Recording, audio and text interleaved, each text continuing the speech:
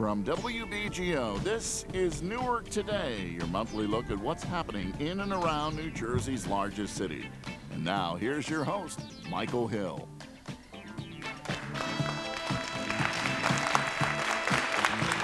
Welcome to another edition of Newark Today on WBGO 88.3 FM and online at WBGO.org. I'm your host, Michael Hill of NJTV News. We are broadcasting live this evening from Science Park High School in Newark's Central Ward.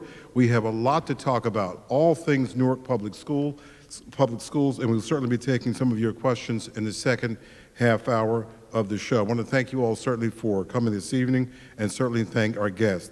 The title of this program tonight, The State of Newark Public Schools. This is the first year that Newark has had local control of its public schools going back more than 2 decades. The mayor, of course, was a big proponent and advocate of Newark having local control once again and persuaded the Christie administration to relinquish the reins to Newark. Let's meet some of our guests this evening as we talk about the state of Newark Public Schools. First on the end over there is the 2019-2020 Newark Board of Education Student Representative, Bruno Coelho. To his left is the President of the Newark Board of Education, Josephine Garcia. And to her left is the Superintendent of Newark Public Schools, Roger Leone. And a frequent guest here on Newark Today is the Honorable Mayor of Newark, Ras Baraka. And let's talk about some of the situations in the Newark Public School, and let's start by talking about the lead water in the city of Newark and what's being done. Mr. Mayor, would you give us an update? The council took some action last night. Yeah, the council further voted on or pushed the ordinance that would allow us to go onto people's property without their permission. What people don't understand is that the lead service line actually belongs to the homeowner and doesn't belong to the city. So we have to actually get permission to go on your property to change it. We're passing a law that would allow us to change it without your permission because a lot of people in the city actually rent. And we can't get in touch with the homeowner, so we have to have the right to go onto the property and remove the lead service line without the owner's permission. So that's what they're going to do. People know we've just got $120 million to do that. We started going in the ground yesterday. We're going to do about 50 lead service lines a day changing in the city. Yeah. And the council approved the this as a loan as well last night? Well, it's an emergency contract, and so the council does not have to approve emergency contracts, and that's a whole nother discussion. People have been talking about that because they don't know public finance law. So the council doesn't have to approve that. After 90 days, the council has to approve an extension. So we can do an emergency contract, which means that we don't bid. That's why it's called an emergency contract.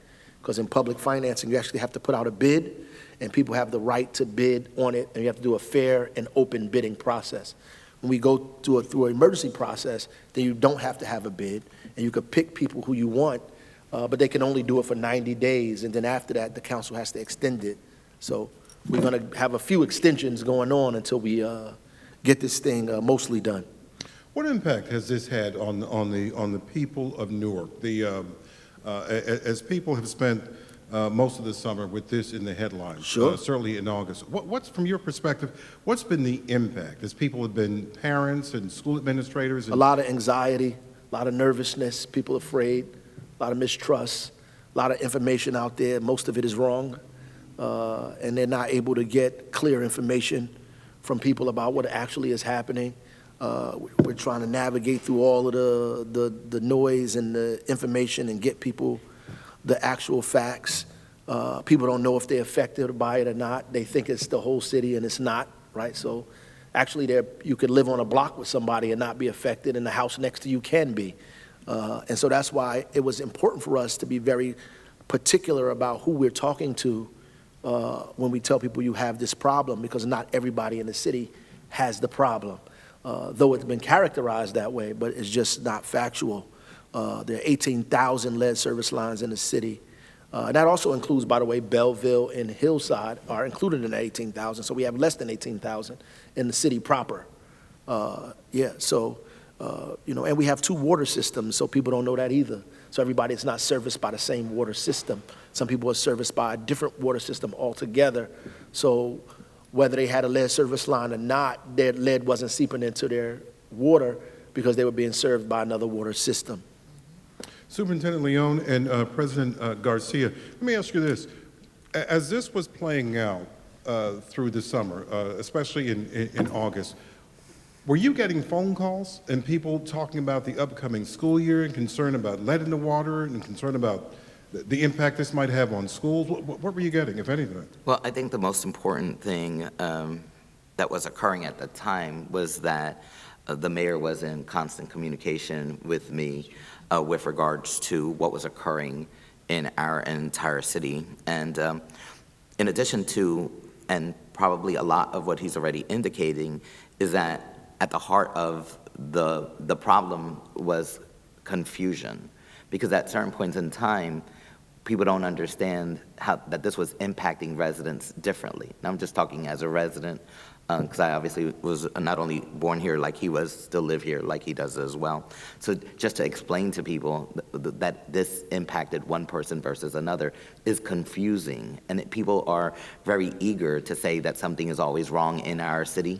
So whenever something's wrong, maybe in perhaps one person's building, it then contaminates the whole entire ward, when in fact it has absolutely nothing to do with anything in our city. So one of the things that we agreed to do is to provide links to the information that the city was providing on the district's web, so that in fact if anyone had any question with regards to what was occurring, that we were always giving and providing information from one sole source. Even though they would be getting it from the city, they would be seeking the information from the district's web. Also, as it relates to kind of questions that people were having as everyone was returning back, so the fact that we were all on vacation at that point in time, or that right. Students were not in school, we weren't able to really capitalize on the fact that sometimes our biggest problems are solved by our students. So communicating to them clearly became the important strategy. So in 2016, the district was required to actually conduct a mediation plan that was approved by the Department of Environmental Protection. So a lot of people aren't aware that in our schools, and because of the mayor, they became informed that there are industry-grade filters that are working and that they are monthly monitored since that point in time. And as a result of that— Monthly tested, you mean, as yes, well? Yes. And so the fact that we have information that is clearly indicating that the water sources that our students are being provided are safe for them to drink kind of reassured our staff when they returned, and then our students upon their return to school as well. Good. Right. Ms. Garcia? Good evening. I'd first like to say thank you, Mr. Hill, for having us tonight, but also we were in contact with the superintendent in the mayor's office. The mayor had several emergency meetings when this initially broke out. I live here, I work here, I attended several community meetings, district leaders.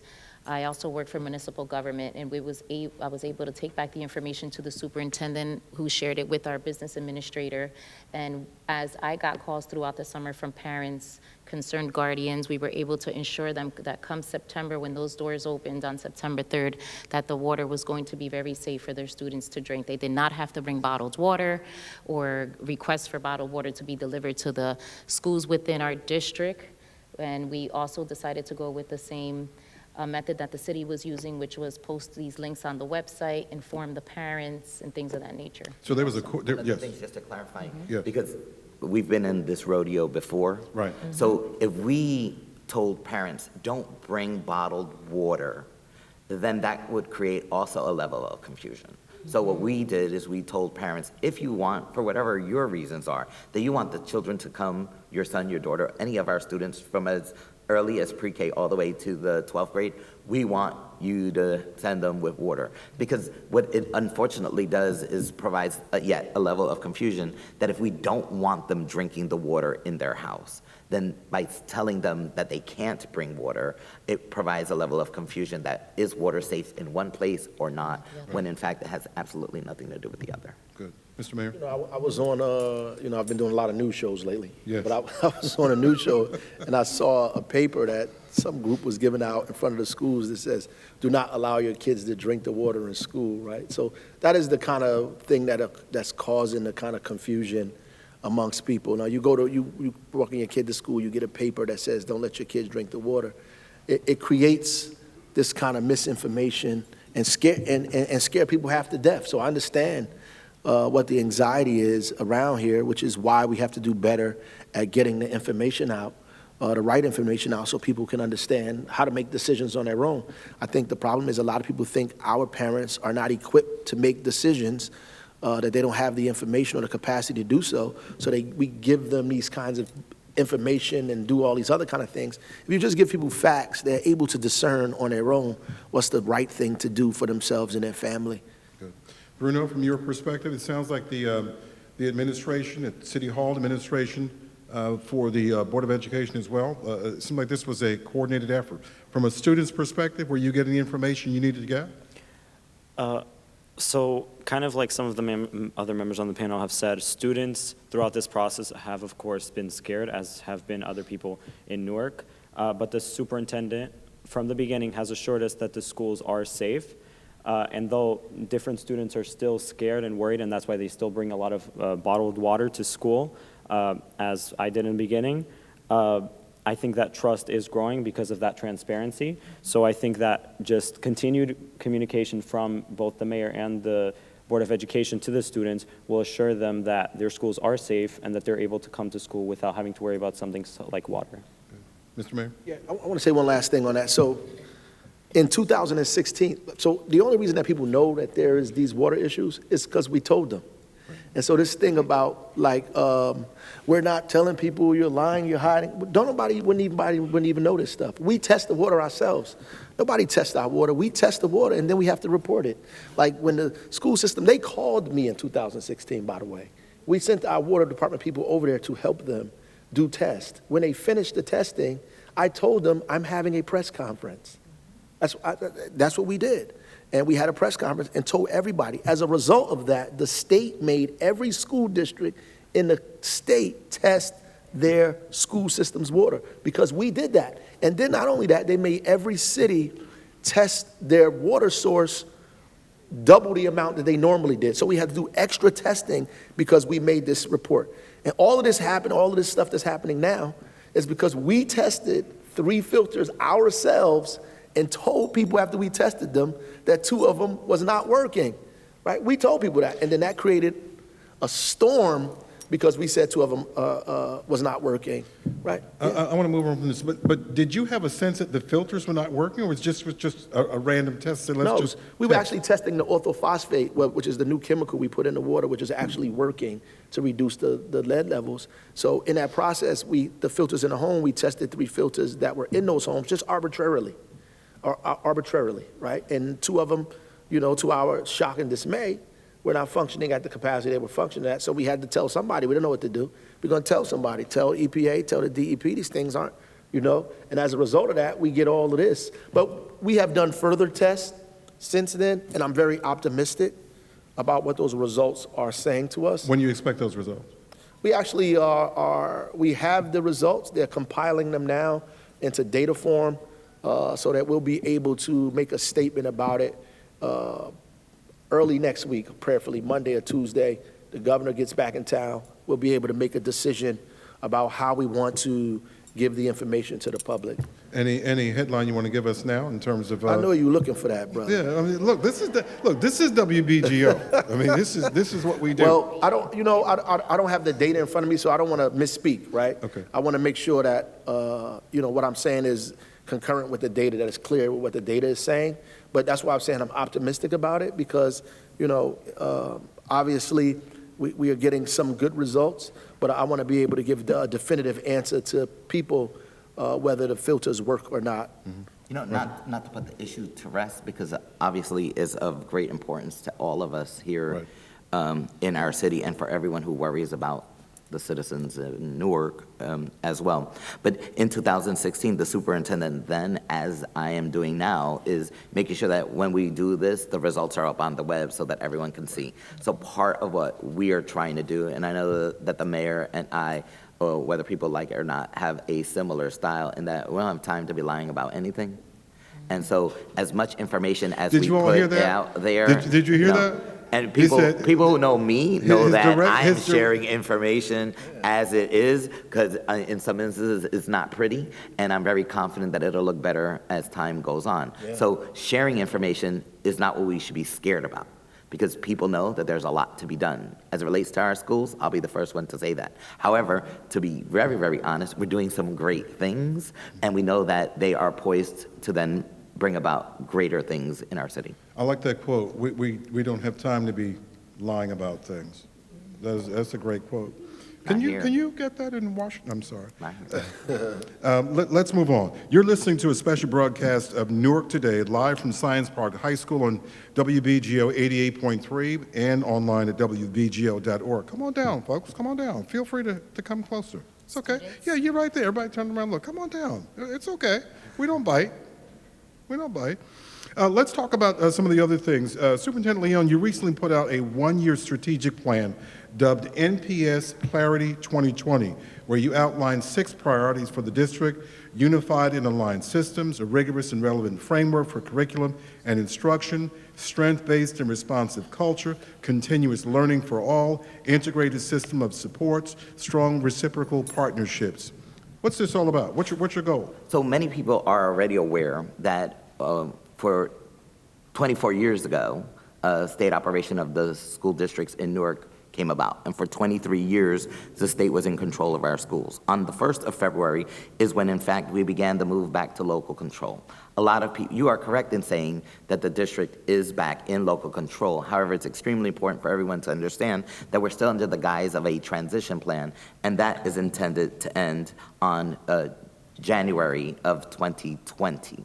So we're still a couple of months into from that time period right now. What does that mean? What does that mean when you're still in this transition plan? So the state, even though the Board of Education is working under the authority that everyone else in the state has the right to do as a locally controlled board, there are still stipulations called a transition plan that are in. It was the state's kind of way of providing some good checks and balances to make sure that as we are moving to full local control, that we were moving in the proper direction. And obviously, because of the last 23 years, we know that what the misdirection would be. So we're clear on how we are actually moving forward. So what NPS Clarity 2020 does is it establishes a new foundation for us. It assesses the last 23 years. It forces people to understand what has happened if, in fact, they are confused. It is a sharing of data unlike ever before. It is a self-analysis with outside sources as well, helping to kind of reflect on the past to help us be focused on the future. So it establishes a one-year strategic plan that is poised to define and redefine what education in Newark is about. It will establish what we will then do in the next decade. So what will actually occur in June of 2020, assuming that all of our timeline and work is right, is establish yet another strategic plan called the next decade, 2020 to 2030, that will actually create a new ecosystem in Newark. It will refocus as many people as possible during that time period as to how we are supposed to serve our children in the city, what resources need to be aligned to help us accomplish that goal, and set us poised to kind of regain our status in history. Many people are unaware that Newark and Newark schools were leading this nation, and we will work hard at least getting some respect back. And when you start talking about this strategic plan, what does it mean for curriculum? What does it mean for education? Like the literacy rates, for instance. Sure, obviously. So by 3rd grade, all of our students are required to be readers. In order to accomplish that goal, there's a lot of work that needs to occur prior to that point in time. So what NPS Clarity 2020 does, it creates a different logic model for our school system. We know that 3-year-olds are required to be in school in Newark. And we've done that for a number of years because of the Abbott versus Burke decision.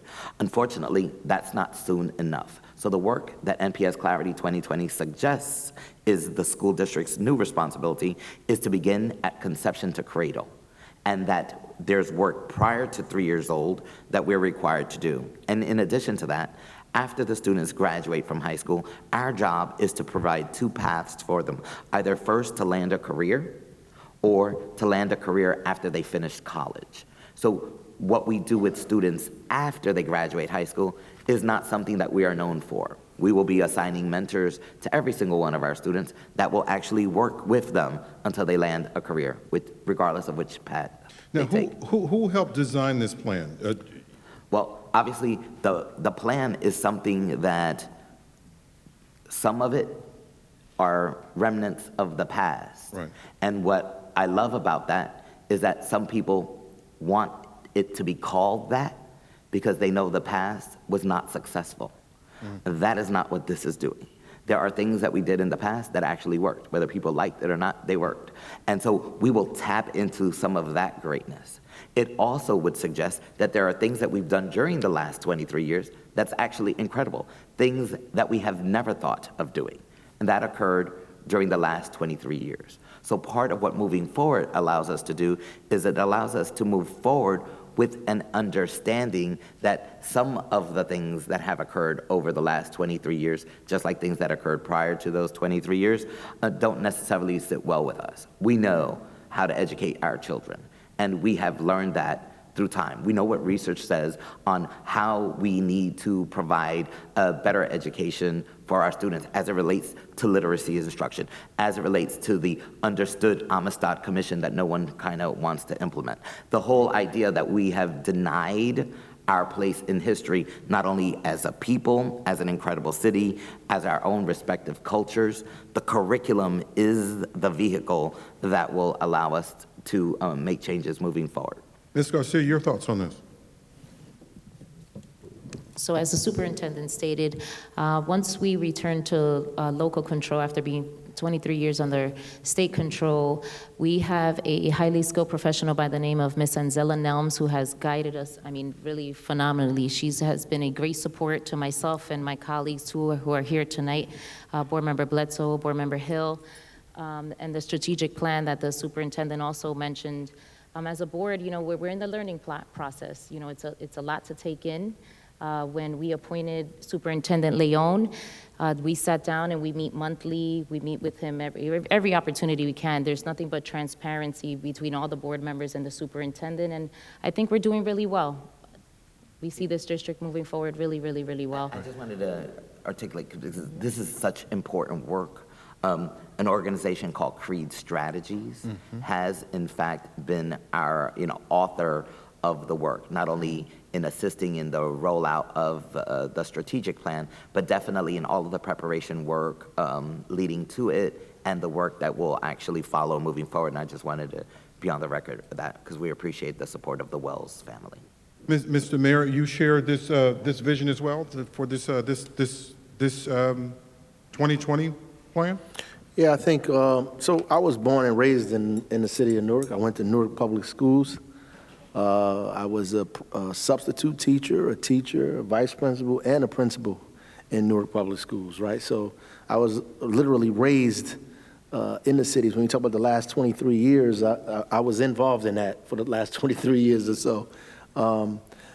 I think that the superintendent is very focused on the success of these young people, that he's committed and very passionate about it. And some of the things that I've been able to hear from him and the things that I've seen speaks to what I believe is the direction the city should go in.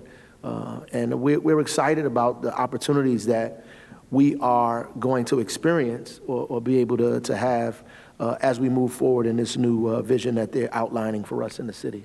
You know, it's interesting because when I hear the mayor talk about education, you know, I hear some very important factual points. You know, he says he was born in Newark, I was born in Newark, too. Me too. He said he was a student in Newark schools. Me too. I was a student in Newark schools. Me too. He was a substitute teacher, so was I. He was principal, so was I. One of the things that he doesn't do is talk about his principalship. And he took a school that was moving in a very negative direction, and he flipped it on its head. And he did that by demanding a lot of his students. He's clear, and what he has done as mayor is be very, very focused on children. As my role as superintendent, that is what focuses me. You know, this conversation, having Bruno on the panel, having students in the audience, that's what defines me. And staying focused and true to kids is what this administration that I'm leading is all about. At the center of the strategy is creating a better citizen in our city. We need our adult role models to continue to do that, but our young people are the strategy ultimately in the end. They are the solution to all of our problems. And so we have to educate them and educate them really, really well in Newark schools so that they become the citizens that can help lead with the work that the mayor and everyone else who loves our city to do. Thank you, sir. Bruno, your thoughts on this? So as the different panelists have been speaking, I thought that many times students often demand a lot from their teachers, from their administrators, from the board, and I think it's important that as the mayor and the superintendent and the president of the board have said, that it's important for schools to demand a lot of students. So in demanding all of those things from students by increasing academic standards, that will not only serve them academically while they are in Newark Public Schools, but also make them competitive, not only statewide, but nationally, and make them competitive when they go to college. So that future is what Newark Public Schools is trying to prepare students for, and I think that we are going in that right direction. You're listening to a live broadcast of Newark Today on WBGO 88.3 FM and online at WBGO.org. We are broadcasting live this evening from Science Park High School in Newark's Central Ward. Our guest, once again, Bruno Coelho, you just heard speaking there, the student representative on the board.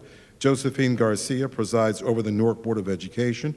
Roger Leone is the superintendent. Of course, the Honorable Mayor Ras Barak is here as well. Mr. Superintendent, I want to ask you about this, the school budget. A recent funding shortfall forced the Newark School District to cut teaching positions and postpone school repairs, including fire alarm installations and asbestos removal. This is all according to a district letter asking the state for emergency aid. You wrote this about a month ago to the state education commissioner, blaming the cuts on a smaller than expected boost in state funding this year. The district now needs nearly $37 million in emergency funds to afford school repairs and to pay charter schools. What are you getting from the state in terms of meeting this goal?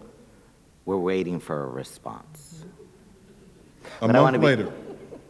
Yeah, that's how it works. There are requests that they make of us with regards to our application, and our responsibility is to respond, and we've done so, and we await a favorable response on their part. But I think we need to be very, very clear, because what we don't need to do in this city as it relates to its schools is to confuse people. Right. So the correct number is that we have a structural deficit that this district has been in for years.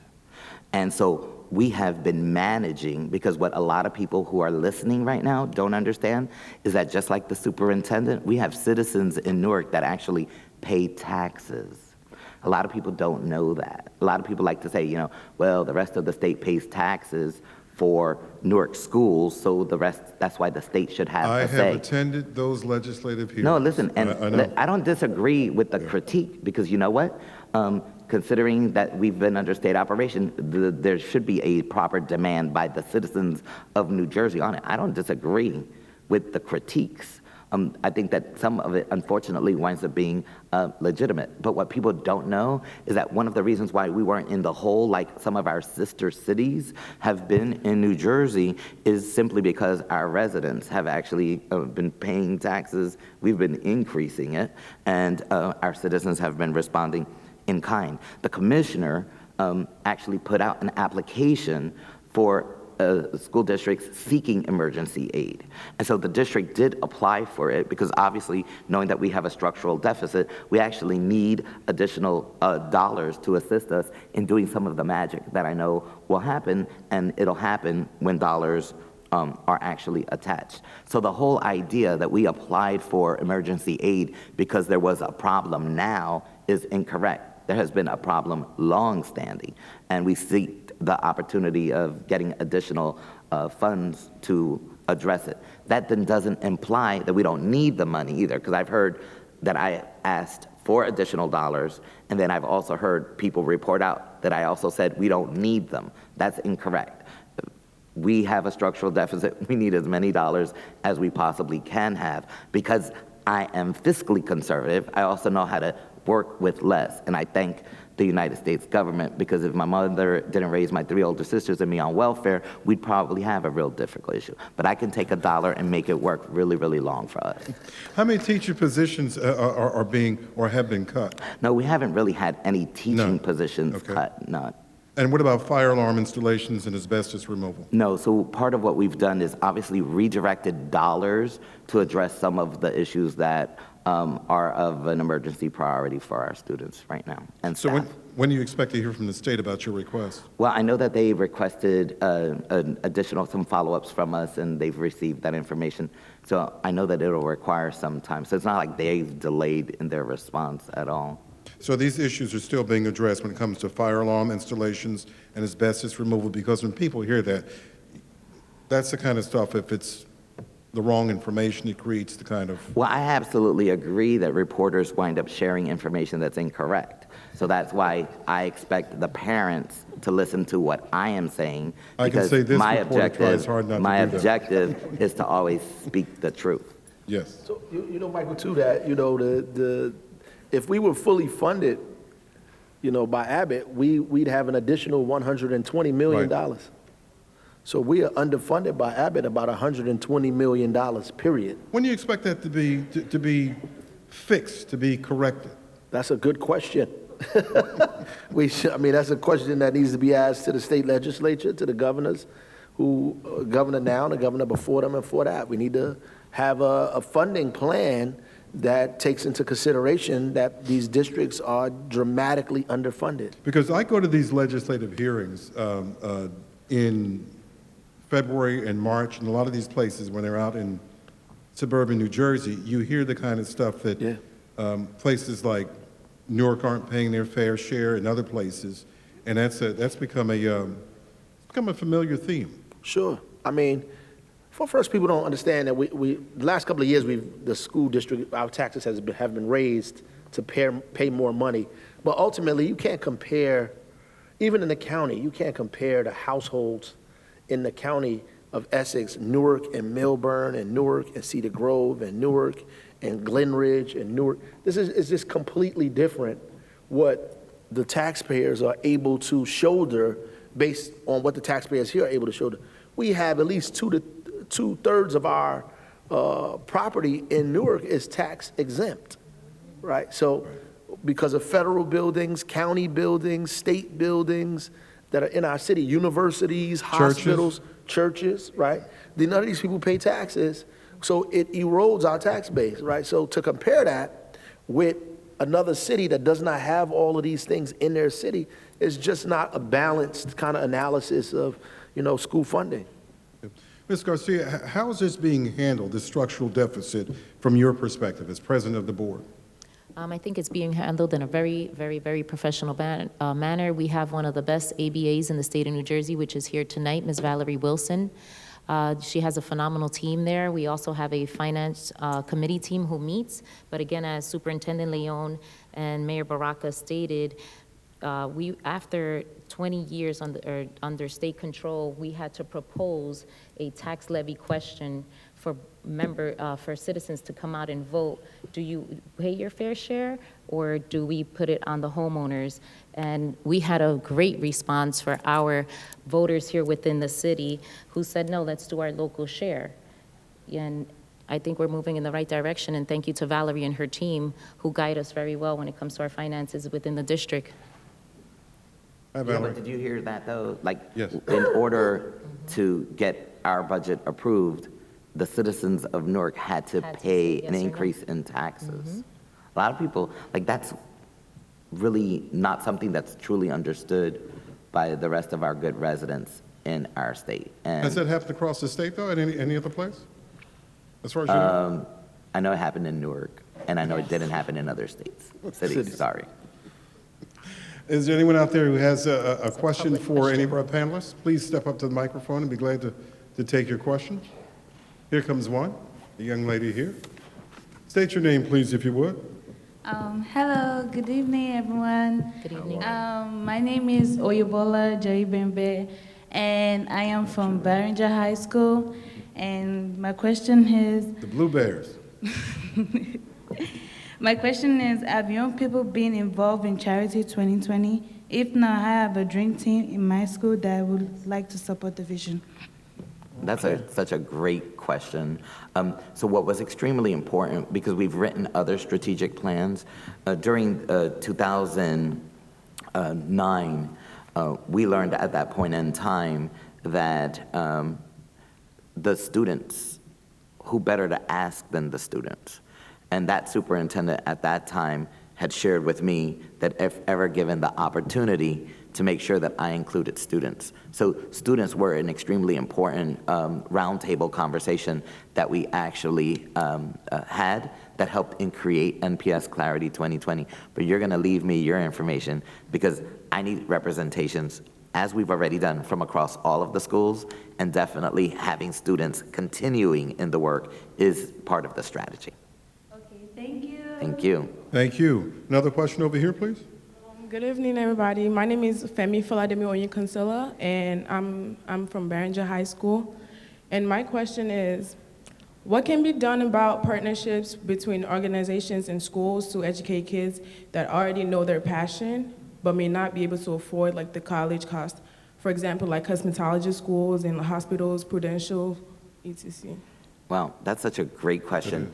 At the heart of our strategy is, in fact, partnerships. Extremely important. A lot of people don't know this, but in the class of 2019 that just graduated in my first year, students received over $45 million in college scholarships. Wow. So our students are being asked to accomplish great things, and they're modeling it by doing it. So I think that we welcome as many partners to assist us in accomplishing the goals that are actually defined in NPS Clarity 2020, and I welcome anyone to reach out to us if they think that they can actually help us. Okay, thank you. Thank you. Good. You have a question over here? Yes. Your name, please? Yes, sir. My name is Azay Williams. I'm a senior here at Science Park High School, and I am also here to represent the Newark Students Union. I just wanted to ask, are there any pending initiatives or projects to address mental health issues within the Newark student body? Well, we actually know that mental health is real, that our students today are challenged in a very, very different way than when I was growing up. Some of the realities of today, I'm so proud of our students because I think that some of them are attending school and doing so with such needs that we have to do a far better job in our schools to address them. So part of the initial strategy is creating health and social services coordinators in our schools. Currently, we have created 6 positions. They will technically live in the comprehensive high schools and will service feeder pattern schools that are nearest to those areas. There are some upcoming partnerships that we will be announcing maybe November and December that will launch in January. I know that seems a little far away, so we're trying to do a number of things now, but in January there's an incredible initiative that will come out that will focus strictly on the needs of our students. But I do want to make a point that unfortunately some of our adults have mental health issues, and so whatever we do, there has to be a wraparound service, not only to the families of the students, but to our staff as well. Thank you. Ms. You know, Ade, and- I just wanted to also Yes. mention that the board has also been strong advocates for the social emotional learning curriculum, and we're trying to get the needle pushing. You know, it seems slow because we want it done overnight with what's happening in today's society and around the world and as we see. But just know that we're here for you guys also. And Roger, the kind of stuff you're talking about rolling out in the fall and in January, these are things that are addressed, when you say mental health, you're also talking about trauma as well. Oh, absolutely. And I just wanted to, I think I may have turned this off, but I want to stress the point, and Azay knows it very, very well. She's one of our most incredible student leaders in our city, that the reason why we're in a good place or in a better place is because of our students. They have created supports for one another, unfortunately, out of necessity. You know, they have woken up the sleeping giant, and the district is poised and ready to take them where they are and give them the help that they actually need. Mr. Mayor, this is right in line with your 2020 vision for Newark being a trauma-informed city. Absolutely. And we do have something called the Children's Cabinet, where we bring all of the folks that provide services to schools and to children, to young people, period, together. The superintendent is a part of that as well, to try to figure out how to support the school system in some of this work. I mean, people from the police department, the DEA, Children's Alliance. There's a lot of folks are at the table trying to figure out what we need to do to support the superintendent and the school system around mental health issues and trauma, specifically issues that have to do with trauma and people's relationships to trauma in their community. Mr. Mayor, we're about 3-4 months away from 2020. Are we closer to your goal of Newark becoming a trauma-informed city than we were, say, a year ago, 2 years ago, 3 years ago? Yeah, we absolutely. I just left a thing at Nantech World, an event that was put together by Newark Community Street Team, where they were talking about democratizing the economy. A lot of residents there trying to figure out how to make a living and how trauma and violence is related to those things. And so what we've been trying to do is make sure that we're training police officers, we're training city employees, we're training folks, that everybody in these institutions around how to identify trauma, how to treat trauma if you don't know how to treat it, how to direct people to places where people are treating trauma. Great. Have another question out here, young lady there? Yes, your name? Good evening. My name is Flahisha Johnson. My question is for Bruno. So I sit on the Newark Public School Board. This is my 3rd year on Newark Public School Board. And in my term as a Newark Public School Board member, we've had Laura, we had Gina, we had Andre, all sit in the same seat that you are currently going to be serving in. And so I just wanted to know, what is your vision as a student rep for Newark Public School Board? And just to commend you, because 2020 will be the first year that we have officially had local control. So you're in a perfectly hot seat right now. So what's your vision as a student rep? You took my question. All right. You were slow. Go ahead, Bruno. So one of the things that I would like to do that I know has been tried to be done in the past but has not is create a cabinet from all the high schools in Newark. So having one representative from each high school that would serve as, in which would meet with myself as a student rep and would meet monthly, and actually so that students can come forward and speak, one, about the things that are going wrong in their schools, but also talk about the things that are going well in their schools, so we can try to spread them throughout the school district. Like I said, in the past, that has not always been done, and that's why I would like to do that, because as the superintendent says all the time, that students, all of these decisions that are made by the Board of Education affect students, but in addition to that, everything that, let's say, as a student at Science Park High School, I don't know the issues that are going on at other schools in Newark. So having this council, having this cabinet is something that is crucial so that we can all be on the same page and so that we can move Newark Public Schools into being a school district that can actually be recognized nationally, and in which students can perform to be the best version of themselves and to compete with these high-performing school districts. You're listening to a live special broadcast of Newark Today from Science Park High School on WBGO 88.3 FM and online, WBGO.org. Before we go to our next question here, Bruno, what impact, and maybe Ms. Johnson, you can step back up to the mic too, what impact do student representatives have on the school board and on decision-making and on input? What kind of impact do you typically have? Does the board listen? Does the board take it under advisement? What happens? So as I've seen, at least in the last couple of years, is that the student representative is someone who has that power to actually share their perspective, both as a student, but also as a representative of the students in the Board of Education. And in previous years, that has been used differently. As I said in the plan that I would like to formulate a cabinet, that is one of the ways that I would like to support students in the Board of Education. In the past, it's been done in different ways.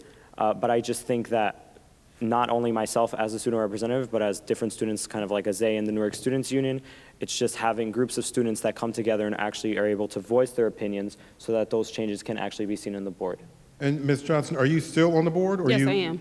Pardon me? Yes. You are. So Yes. what impact, how long have you been on the board? This is my 3rd year. Your 3rd year? Yes. What impact do you think you have on the board and the decisions it makes and the input it receives from you? What impact? So I'm a kind of like use an example. Last year, superintendent had us as a board take 2 field trips. And so the first field trip that we went on, we went to Milburn School Board meeting, and then we went to Irvington School Board meeting. And just to hear the different concepts that each district had as far as even their board functioning as a whole, and even the role that their student rep played, it was something that was different. It wasn't what we were doing currently here at our board, which is one of the reasons why that we got from where we went. That was the reason why the superintendent actually took us to these field trips, to let us see what they were doing differently. What were they doing differently? So their school reps were highlighting their students in their district, and we were doing that, but it wasn't at the we do that, but it's not at the accord of, so to say, the student rep. So exactly what Bruno said is my vision that I would like to see happen as a school board, as a student rep for our school board. That's some of the things that we should be having done in our district, and I think that we weren't doing some of the things that other districts were doing to highlight our students as far as his eyes, not as the school board eyes. You know what I'm saying? I don't know if you understand what I'm saying. Yes. But as us as the school board members, and we should have he wants to have more of a partnership with the actual students in our district, and I think that's awesome, and that's some of the things that should be done as a student rep. So do you feel that the board listens to you, takes your input, hears you as a student representative? Yeah. I think so. I think we did a pretty good job as a board over the past 3 years that I've sat in my seat as a school board member by listening to the things and the ideas that the student rep brought to the district. I think that the things that Bruno said, I think that he's on the right track, and I think that us as a non-board member, like, we're ready to listen to him and ready to roll up our sleeves. Like, he's a senior, and Science High is, and just by him saying that he wants to go out to the other schools and to form this coalition of other students in the district is awesome. Like, I think that's what he should be doing, and we as a board should have those reps from the other schools, not only him. He's not being selfish with his role, so to say. Great. Thank you, Ms. Johnson. You're welcome. Great. Terrific. Yes, sir. Your name, please? My name is Jacob Emmanuel Uzada. I'm a senior at Science Park High School. And as a student athlete who has participated in bowling, robotics, and now this year cross country and track, I have had a low understanding of the budget that actually goes into those sports. And my question as it pertains to the superintendent is, will there ever be a public publication of the budget, and more specifically, how much of that budget goes into sports and lunch? Yeah, so a couple of really important points. So every year, the district does have, and it's required by law, it's not something that I invented, to present the budget in the public. So that always occurs, and the board required to review and then approve that budget. Prior to doing that, all of the principals have a meeting at their schools that's also public. And so that's the opportunity for people in leading up to that day to begin to provide assistance and provide recommendations to their principals about what they think needs to happen at their respective school. And then the principals are supposed to present that to the school community in the public so there could be a final critique of that. Once all of that occurs, then it comes to me. prior to that, we're obviously working hand in hand with the principals to assist them in the process. So you play an actually very, very important role, but if you're not aware of that, then that could be a significant problem. So one of the things that we'll make sure is that our students are aware of when that date is happening, and that whether they can attend the night meeting or not, because usually they're in the evening, that we provide an opportunity during the school day to provide updates to students. As it relates to student athletes, there is an athletic budget at every single one of our schools. And so we have to make sure that not only are we budgeting, have enough dollars to do that, but that we're budgeting properly so that all of our athletes, our young men and our young ladies, are obviously provided opportunities to compete. Because we know that it's not that we can't win, is that we have to be provided the opportunity to be in the game. What are some of the needs in your school, Mr. Vidal? So I guess an example could be in bowling. We understand that there are costs for actually practicing, and so that has actually limited practice. So as far as I've been in the bowling team for freshman year and my last year as a junior, we have only had, if any, 2 practices per week as compared to maybe volleyball or track or even basketball, which can have practice every week, and I can understand that it is free practice. They don't have to go anywhere to pay. But I do feel that it is kind of misleading to think that you might join the bowling team and gain some sort of skills when at the same time you don't have the practice to do so unless you go on your own free time, and you were thrown right into games in which you may or may not succeed.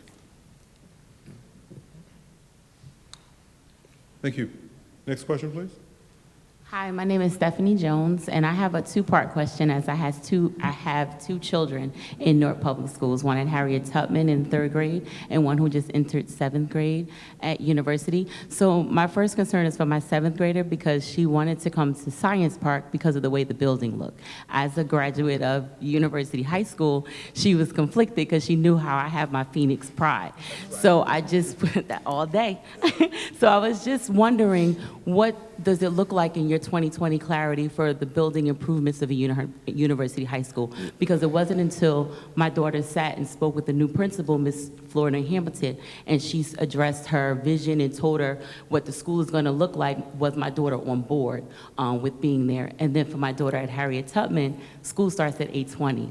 I have to get to across town to university. She can go at 7:30 and then try to get back to drop off by 8:20, but I have to be to work. I'm also a teacher. So I just wonder from a parent perspective, what can we do about the start time? Yeah, so in terms of the facilities question, which is one that has plagued us for some time, a lot of people are not aware that our students in this school district attend Lafayette Street School. Now, the school may not be known to anyone in this room, but you will know the following. It was built 10 years before President Lincoln became President Lincoln. And we have students in that school building today.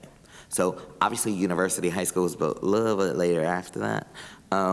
There's a lot of work that we need to do. We have done a facilities assessment, school by school, classroom, offices, cafeterias. We understand what the needs are, and we understand that we're going to need outside resources to actually get every school ready to the degree that will be suitable for any of our children. We want a student in a state-of-the-art school. Mm-hmm. I finished 3 school visits today, and began to make recommendations myself from the work that we actually already did. Not only were we looking at the facility by asking, was it suitable for children? What I was doing, and where my strength actually comes in, is how is this classroom ready to teach a child? So there are additional recommendations that we will be doing as we're moving forward. We have a 5-year long-range facilities plan that it's intended to begin to help us move out of the hole. In terms of, hope. As it relates to Tubman, the issue about providing wraparound services is extremely important. We're an educational institution, but we are not a babysitting service. Absolutely. However, we know that our parents are at work and need to get to work so that they can actually provide for their babies. And so we're gonna have to make sure that our doors are open a little earlier and stay open a little later so that we can actually not only educate our babies well, but make sure that our parents have the funds to help us do that. Thank So that will resolve itself in I have a follow-up. a What little do you bit want- faster than perhaps any other one would like, but it's gonna happen. In both issues, Superintendent Leon, what would you like from your parents? What do you need for us to do? Because like right now among ourselves, we've been carpooling, trying to make it work, helping Sure. out here and there. But what do you suggest from us? How can we galvanize and help, maybe Sure. with the money for university? Well, I definitely do think that on the issue of, parents coming together and resolving some of the issues that are plaguing one over another does obviously help. This answer may not necessarily sit well with other people, but that my mom made me this way. Vote. Our people need to understand that our power is at the ballot box, and we need to vote. We don't seem to understand that. So we've created a civics course to teach our students that they need to vote. We've also created a big campaign last year where I recruited and had about approximately 500 new voters in Newark that are our high school students. We will fix the system, but our people will need to understand that we have more power than we understand. Thank you, sir. Question over here, please. Yes. My name is Isaiah Thornton. I am a senior at American History High School, and I'm a core member of the North Student Union. As you know, Newark Public Schools pushes students to be creative.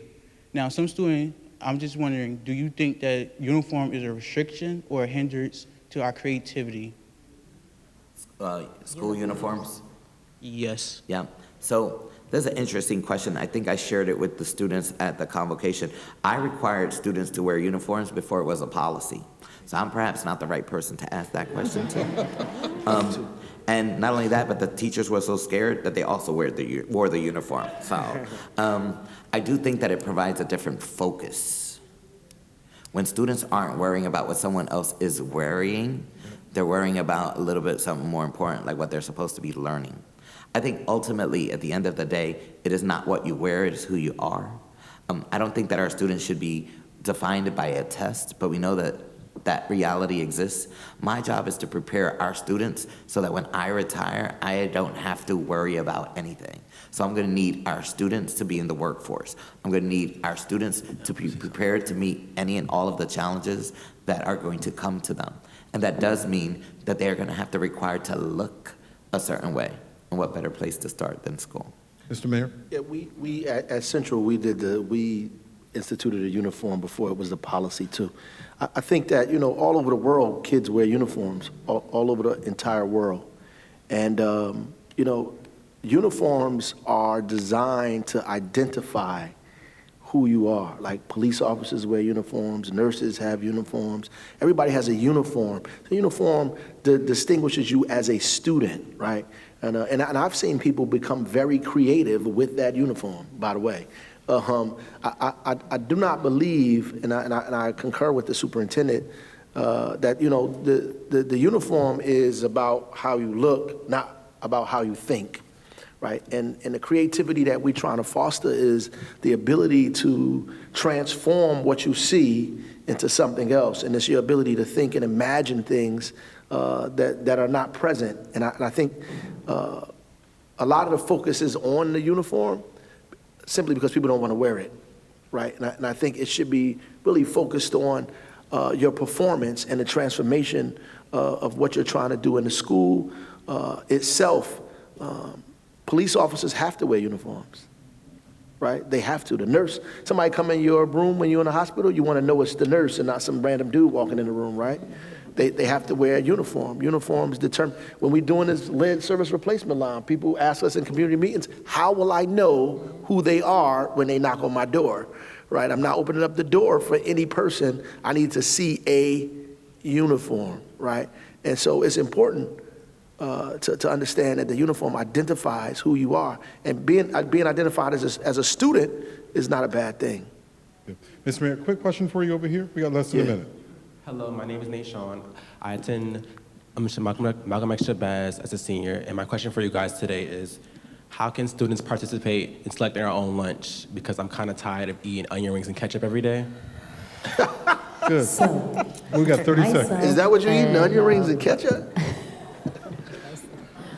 Anybody want to answer that? According to the Food and Drug Administration, ketchup is a vegetable. That's right. That's the Reagan administration said. Well, I'm going to get a whole bunch of emails that say that now. I think that's all the time that we have. Thank you all very much for No, taking. I want to just say that Yes. the question is really good. It has been raised, unfortunately, too many times for us to ignore it. We will be addressing this issue. I want to thank you all as an audience tonight, and certainly thank our guests. How about a hand for our guests? Certainly thank the staff, Ang Santos, Britt Harley, Corey Kohlberg, and Chris Tubin, operations, Alexandra Hill, producer, and executive producer Doug Doyle. This is WBGO Newark.